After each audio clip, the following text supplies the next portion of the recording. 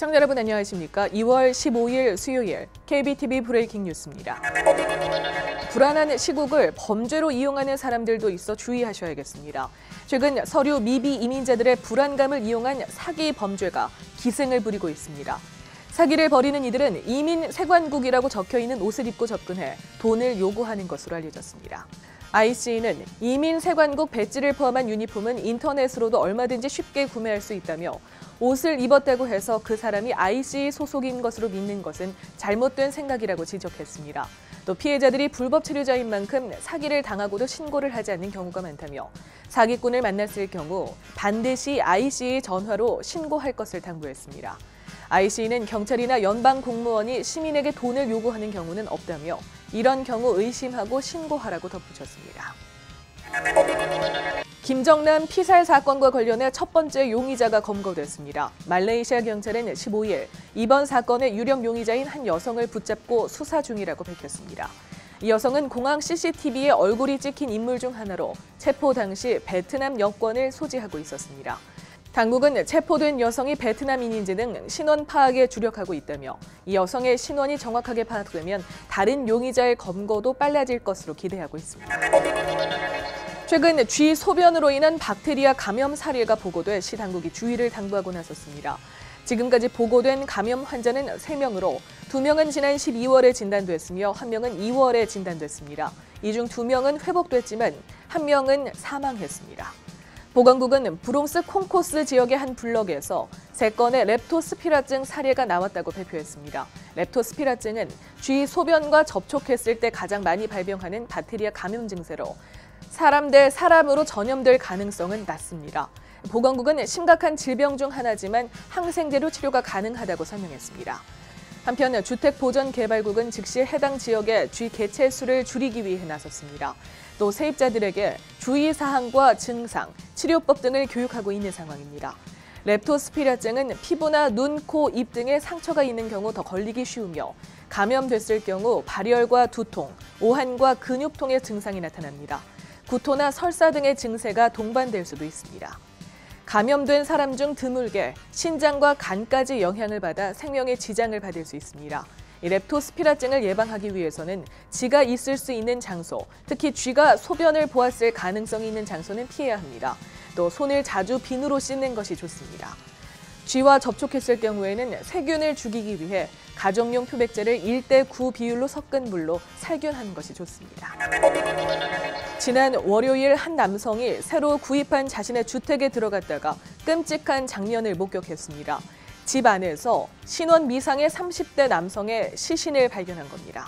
남성은 월요일 오전 11시경 브롱스 포드앤매너의 바인브리지 애비뉴에 위치한 주택에서 시신을 발견하고 즉시 경찰에 신고했습니다. 경찰은 발견된 남성이 얼굴과 머리 등의 외상을 입어 사망한 것으로 보인다며 집안에 얼마나 방치되어 있었는지 아직까지 알 수 없다고 밝혔습니다. 검시관이 부검을 실시해 사망의 원인과 사망 시각 등을 밝힐 전망입니다. 오늘 경찰이 퀸즈 지하철역에서 기습적으로 구타를 가한 남성 2명이 담긴 감시 카메라 영상을 공개했습니다.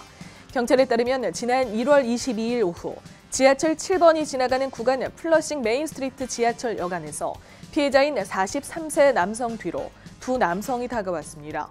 피해 남성이 메트로카드의 잔여액을 확인하러 매표 기계로 가는 중 2 남성이 피해 남성을 계단 쪽으로 밀친 뒤 폭행을 가했습니다. 이 남성은 얼굴이 찢어지는 부상을 입어 병원으로 후송됐습니다.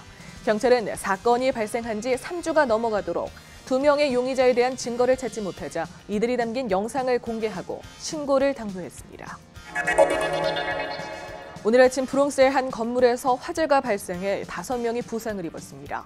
화재는 오늘 오전 6시경 유니버시티 H의 유니버시티 애비뉴에 위치한 6층 건물에서 발생했습니다. 뉴욕 소방당국에 따르면 출동한 지 20여 분 만에 불길 진압에 성공했습니다. 화재로 인해 5명이 경미한 부상을 입어 치료를 받았다고 덧붙였습니다. 화재의 원인은 밝혀지지 않았습니다. 한인이 많이 거주하는 뉴저지주 포트리 은행에 강도가 들었습니다. 월요일 오후 4시 30분경 1400 팰리세이드 애비뉴에 위치한 TD뱅크에 한 남성이 침입했습니다. 남성은 은행원에게 돈을 내놓으라는 쪽지를 전달한 뒤 돈을 받아 그대로 걸어서 도주했습니다. 은행 직원은 즉시 경찰에 신고했습니다.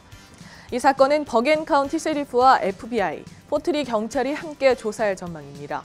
포트리 경찰국의 데니스 코네이 형사는 용의자의 찍힌 감시 카메라 영상을 공개하고 사건에 대해 아는 것이 있는 사람은 신고할 것을 당부했습니다. 한편 지난달 뉴저지에서는 은행에서 칼을 들고 강도 행각을 벌인 2명의 남성이 체포되기도 했습니다.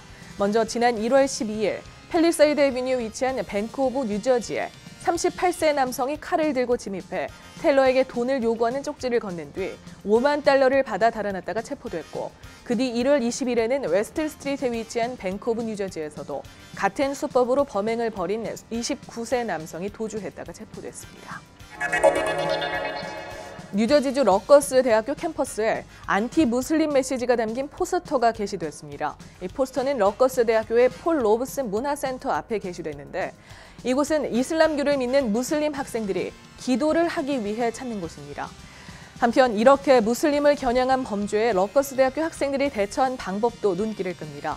학생들은 안티 무슬림 포스터 위에 사랑과 수용의 메시지를 담은 전단지 수백 장을 붙여 증오의 메시지를 덮는 행동을 택했습니다. 학생들은 이것이야말로 평화적으로 보복하는 길이라고 말했습니다. 앤드류 쿠오모 뉴욕 주지사가 뉴욕시 비닐 종이봉투 유료화 시행 연기 법안에 서명했습니다. 지난주 뉴욕주 상하원이 나서 뉴욕시 비닐 종이봉지 유료화 시행일을 연기해 2018년에 새롭게 선출된 뉴욕시 의회에서 시행에 대해 재논의하자는 내용의 법안을 통과시킨 바 있습니다. 어제 쿠오모 주지사는 이 법안에 서명한 뒤 뉴욕시가 추진 중이던 비닐봉지 유료화 정책에 제동을 거는 것이 정치적인 다툼이 아닌 유료화 법안에 심각한 결함이 있기 때문이라고 설명했습니다. 뉴욕시는 오늘부터 모든 소매점에서 무료로 나눠주던 비닐 종이 봉지에 5센트씩 부과하는 규정을 시행할 방침이었습니다. 어제 발렌타인데이를 맞아 뉴욕 맨해튼 브라이언 파크에서는 어려운 이웃들을 돕는 이벤트가 진행됐습니다. 이 행사는 공원 곳곳에 수작업으로 만든 목도리 200여 개를 걸어두고 이웃들이 가져갈 수 있도록 하는 겁니다. 올해로 2번째를 맞은 Found but Not Lost 행사는 어제 발렌타인데이를 맞아 어려운 이웃들에게 따뜻한 사랑을 전했습니다. 트럼프 대통령과 개인적인 친분이 두터운 것으로 알려진 크리스 크리스티 뉴저지 주지사가 백악관에 입성할 것인지 관심이 모이고 있습니다. 이 같은 관심은 어제 백악관에서 트럼프 대통령과 크리스티 주지사 간 오찬 이후 흘러나오고 있습니다. 마이클 플린 국가안보보좌관이 러시아와 내통했다는 논란 속에 전격 사임하고 라인스 프리버스 비서실장 교체설까지 나오고 있는 가운데라 더욱 세간의 이목이 집중되고 있습니다. 크리스티 주지사는 현재 프리버스 비서실장 후임으로 부상 중인 것으로 알려집니다.